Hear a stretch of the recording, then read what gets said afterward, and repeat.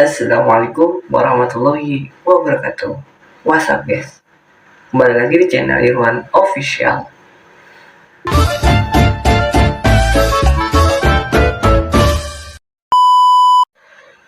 Oke guys, sama dengan video-video sebelumnya, channel ini bermaksud dan bertujuan untuk memberikan informasi-informasi dan juga motivasi-motivasi yang dapat digunakan untuk kehidupan sehari-hari kita semua.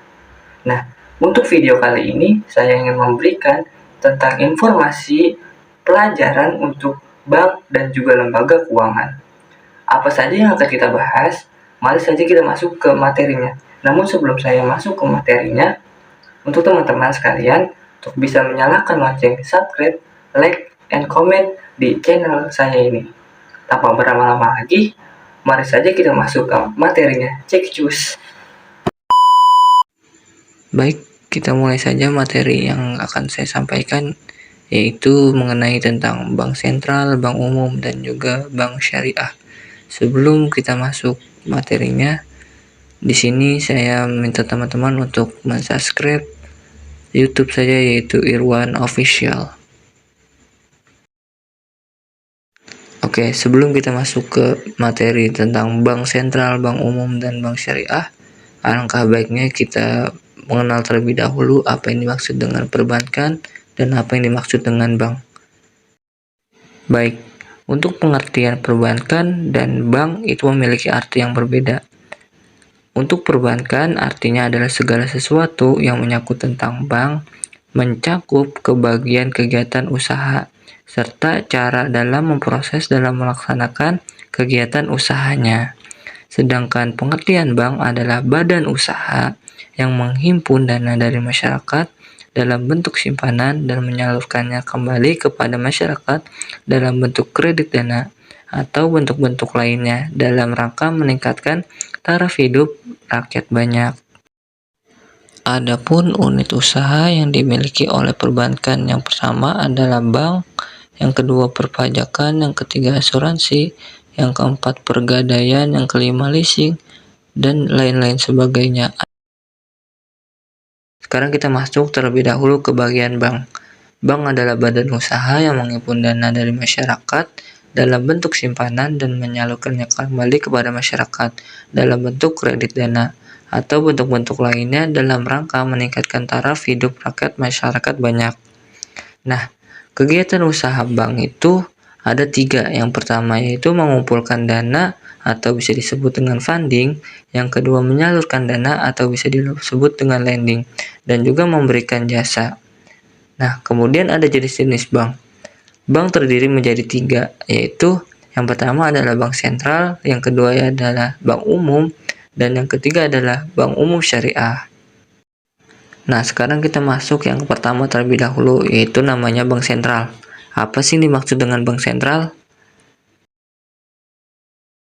Nah, kita masuk ke pengertian dari bank sentral.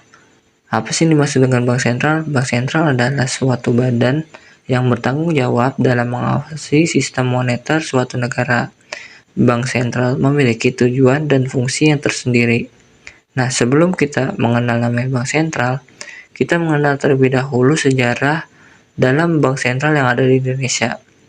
Sebelum BI menjadi Bank Sentral Indonesia, ada yang terlebih dahulu menjadi Bank Sentral di Indonesia, yaitu yang pertama adalah The Javanese Bank pada tahun 1828. Mereka adalah bank sentral pada masa penjajahan Belanda. Kemudian pada masa penjajahan Jepang, bank sentral The Javanese Bank diambil alih oleh Napo Keisgento atau NNG pada tahun 1942. Dan kemudian pada tahun 1946 rakyat Indonesia mengambil alih bank sentral dari Jepang kepada Bank Indonesia yang kita dikenal dengan Bank Negara Indonesia atau BI 46. Lalu pada tahun 1953 rakyat Indonesia mengambil alih kembali dari Bank Negara Indonesia menjadi ke Bank Indonesia untuk bank sentralnya. Dan di tahun 2011 bank sentral yang terlebih dahulu di Bank BI sekarang masuk kepada otoritas jasa keuangan untuk mengatur sistem moneter yang ada di Indonesia ini. Nah, sekarang kita lihat fungsi bank sentral. Fungsi bank sentral yaitu yang pertama adalah memperlancar lalu lintas pembayaran.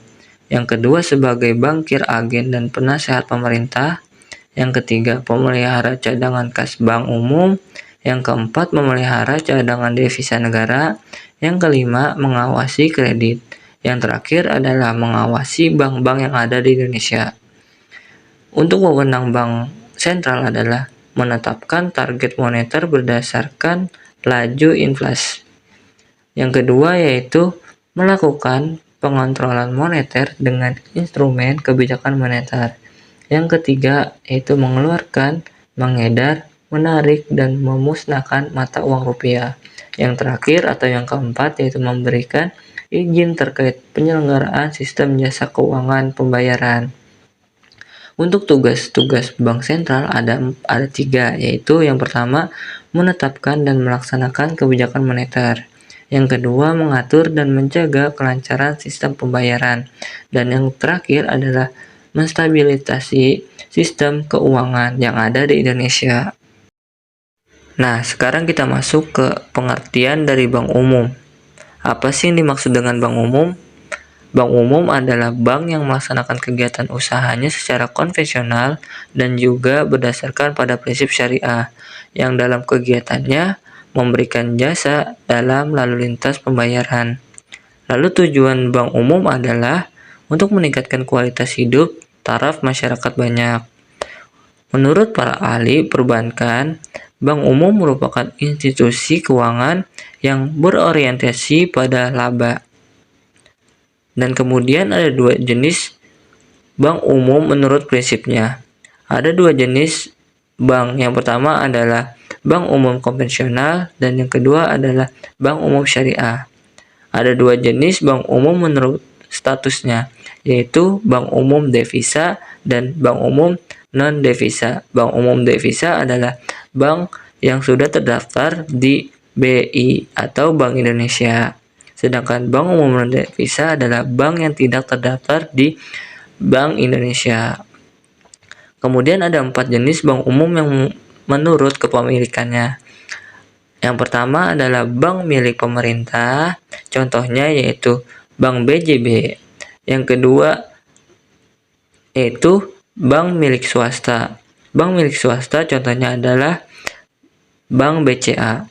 Yang ketiga adalah bank milik asing. Bank milik asing contohnya yaitu Mayapada.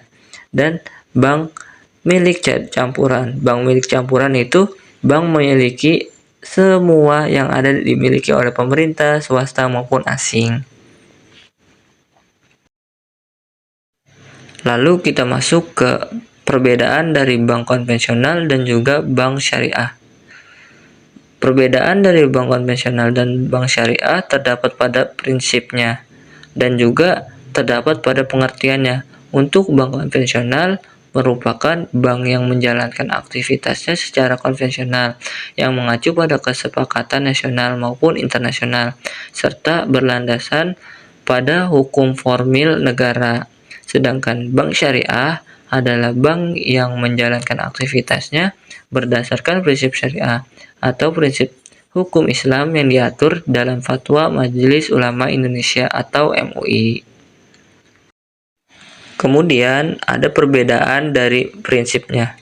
Untuk bank konvensional, prinsip yang digunakan adalah mengacu pada kesepakatan nasional maupun internasional, serta berdasarkan pada hukum formil negara. Sedangkan bank syariah berprinsip mengacu pada hukum Islam yang diatur dalam Fatwa Ulama Indonesia atau MUI.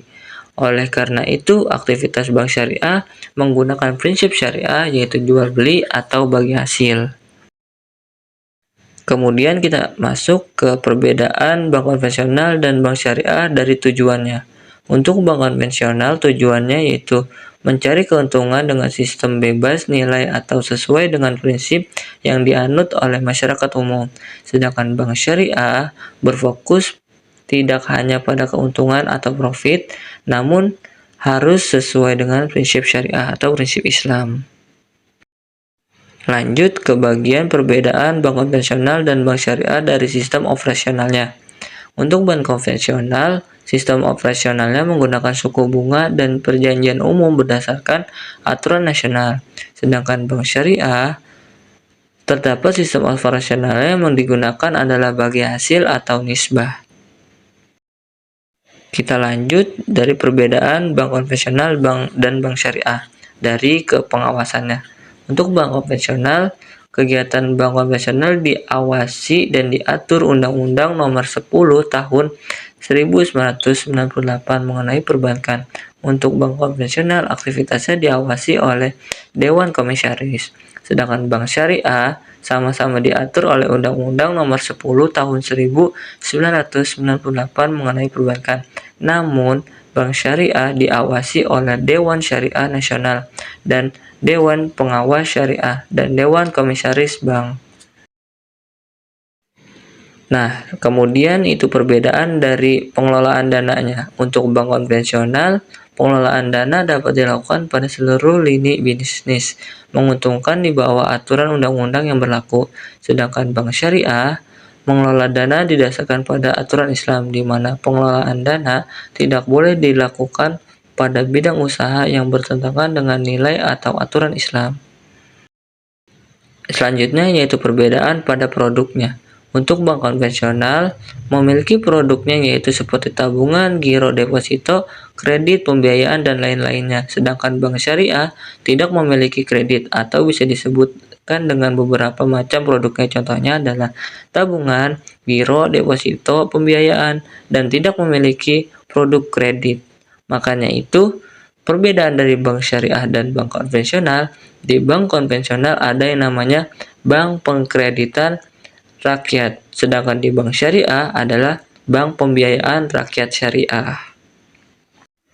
Nah, dari perbedaan-perbedaan yang tadi saya sebutkan, pasti dari banyak teman-teman sekalian yang tidak mengetahui perbedaan bank syariah dan juga perbedaan bank konvensional. Untuk perbedaannya bisa dilihat dari bank-bank yang ada di Indonesia. Untuk bank syariah yang paling terkenal yaitu Bank Muamalat dan juga Bank BSI atau Bank Syariah Indonesia. Sedangkan bank konvensional yang paling terkenal adalah Bank Mandiri, Bank BCA, dan bank lain sebagainya. Itu adalah perbedaannya. Jadi teman-teman sekalian bisa membedakan antara bank syariah dan juga bank konvensional. Baik teman-teman, untuk pembahasan materi yang saya sampaikan tadi, saya mendapatkan materinya dari buku tentang dasar-dasar perbankan yang ada di kelas 10 SMK. Nah guys, itu adalah materi yang telah saya sampaikan tadi barusan. Semoga materi yang saya sampaikan bisa bermanfaat dan bisa dijadikan pembelajaran bagi kehidupan sehari-hari kita semua. Nah, dari saya cukup sekian. Bila ada perkataan atau perbuatan yang dapat menyinggung hati kalian, saya mohon dibukakan pintu maaf yang sebesar-besarnya. Sebelum saya tutup, untuk teman-teman sekalian untuk bisa menyalakan lonceng subscribe, like, and comment, sehingga saya bisa terus-menerus mengupload kegiatan-kegiatan yang dapat bermanfaat bagi kita semua. Dari saya cukup sekian. Allahumma fiq ila aqwamit thoriq. Assalamualaikum warahmatullahi wabarakatuh. Bye-bye semuanya.